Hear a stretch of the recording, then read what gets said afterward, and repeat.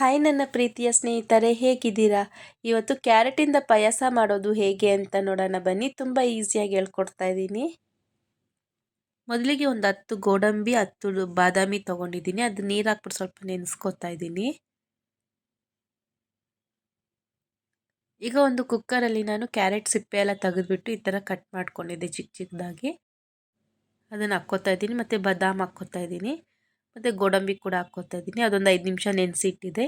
ಈಗ ನೀರು ಹಾಕ್ತಾ ಇದ್ದೀನಿ. ಹಾಕ್ಬಿಟ್ಟು ಕುಕ್ಕರ್ ಮುಚ್ಚಳ ಮುಚ್ಚಿ 3ರಿಂದ 4 ವಿಸಿಲ್ ಕೂಗಿಸ್ಕೊಳ್ಳೋಣ. ನೋಡಿ ಎಲ್ಲ ಚೆನ್ನಾಗಿ ಈ ಥರ ಬೆಂದಿದೆ.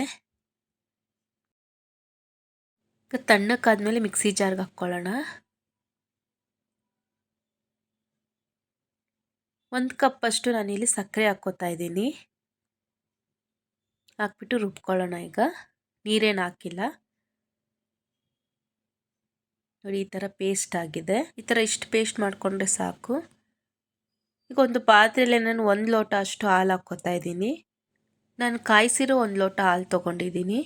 ಈಗ ನಾವು ರುಬ್ಕೊಂಡಿದ್ವಲ್ಲ ಕ್ಯಾರೆಟು, ಅದನ್ನು ಕೂಡ ಹಾಕ್ತಾಯಿದ್ದೀನಿ. ಹಾಕ್ಬಿಟ್ಟು ನೀಟಾಗಿ ಮಿಕ್ಸ್ ಮಾಡ್ಕೊಳ್ಳೋಣ. ಶುಗರ್ ಕಮ್ಮಿ ಇದ್ದರೆ ನೋಡ್ಕೊಂಡು ಹಾಕ್ಕೋಬೋದು. ಈಗ ಒಂದು ಚಿಕ್ಕ ಬಾಣಲಿಯಲ್ಲಿ ನಾನು ತುಪ್ಪ ಹಾಕ್ಕೋತಾ ಇದ್ದೀನಿ 1 ಸ್ಪೂನ್ ಅಷ್ಟು. ಮತ್ತು ಗೋಡಂಬಿ ಹಾಕ್ತಾಯಿದ್ದೀನಿ. ಈಗ ದ್ರಾಕ್ಷಿ ಹಾಕ್ತಾಯಿದ್ದೀನಿ. ಚೆನ್ನಾಗಿ ಫ್ರೈ ಆದಮೇಲೆ ಅದನ್ನು ಕೂಡ ಹಾಕ್ಕೊಳ್ಳೋಣ. ಈಗ ಒಂದು ಅರ್ಧ ಸ್ಪೂನಷ್ಟು ಏಲಕ್ಕಿ ಪುಡಿ ಹಾಕ್ತಾಯಿದ್ದೀನಿ ಮೇಲಿಂದ. ಹಾಕ್ಬಿಟ್ಟು ಮತ್ತೆಲ್ಲ ನೀಟಾಗಿ ಮಿಕ್ಸ್ ಮಾಡ್ಕೊಳ್ಳೋಣ. ಈಗ ಕ್ಯಾರೆಟ್ ಪಾಯಸ ರೆಡಿ ಆಗಿದೆ. ಸರ್ವಿಂಗ್ ಬೌಲ್ಗೆ ಹಾಕ್ಕೊಳ್ಳೋಣ. ನೋಡಿ ನೋಡಲಿಕ್ಕೇ ಎಷ್ಟು ಚೆನ್ನಾಗಿದೆ. ಟೇಸ್ಟು ಕೂಡ ತುಂಬಾ ಚೆನ್ನಾಗಿರುತ್ತೆ. ಹೆಲ್ತಿ ಕೂಡ ಇದು. ತುಂಬ ಮಾಡಿಕೊಂಡು ಮಕ್ಕಳಿಗೆಲ್ಲ ಕೊಟ್ಟರೆ ತುಂಬ ಒಳ್ಳೆಯದು. ನೀವು ಮನೇಲಿ ಟ್ರೈ ಮಾಡಿ, ಖಂಡಿತ ಇಷ್ಟ ಆಗುತ್ತೆ. ಇಷ್ಟ ಆಗಿದೆ ಲೈಕ್ ಮಾಡಿ, ಶೇರ್ ಮಾಡಿ, ಕಾಮೆಂಟ್ ಮಾಡಿ ಮತ್ತು ಸಬ್ಸ್ಕ್ರೈಬ್ ಮಾಡಿ. Thank you friends.